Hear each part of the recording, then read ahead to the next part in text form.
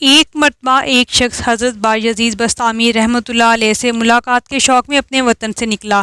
سفر کرتا ہوا راستے میں ایک درخت کے سائے میں آرام کرنے لیٹا تو دیکھا کہ دو چڑیاں آپس میں بات کر رہی ہیں اور میں پرندوں کی بولی جانتا تھا، اور حضرت نے فرمایا اللہ تعالیٰ بعض بندوں کو پرندوں کی بولی سکھا دیتے ہیں، یہ کوئی مشتبہ بات نہیں ہے، اور قرآن سے بھی یہ ثابت ہے۔ حضرت سلیمان علیہ السلام نے فرمایا کہ ہمیں پرندوں کی بولی سکھائی گئی ہے۔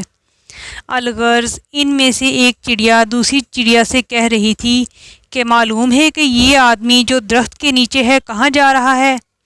دوسری چڑیا نے کہا یہ بایزید بسطامی کے پاس جا رہا ہے۔ تو اس چڑیا نے کہا ان کا تو انتقال ہو گیا۔ میں پریشان ہوا اور واپسی کا ارادہ کر لیا، پھر سوچا کہ جب نکلا ہی ہوں تو جا کر زیارت کر لوں، پھر آگے سفر جاری رکھا اور بایزید بسطامی رحمۃ اللہ علیہ کے پاس پہنچا تو دیکھا کہ وہ تو باحیات ہیں۔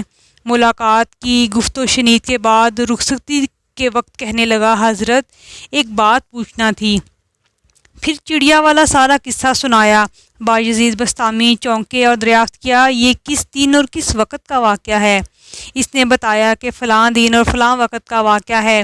حضرت بایزید کہنے لگے کہ ہاں بھائی چڑیا سچ کہہ رہی تھی، اس وقت کچھ دیر کے لیے میرا دل اللہ سے غافل ہو گیا تھا۔ اللہ کی یاد سے غافل دل مردہ ہی ہوتا ہے۔ اللہ اکبر، ہمارا حال کیا ہے؟ ان کا دل تو کچھ دیر کے لیے مردہ ہوا تھا، ہمارا دل تو ہر وقت مردہ رہتا ہے، ہم اللہ کا ذکر ہی نہیں کرتے۔ عجیب اور حیرت انگیز واقعہ ہے، اس واقعے سے ہمیں عبرت حاصل کرنی چاہیے۔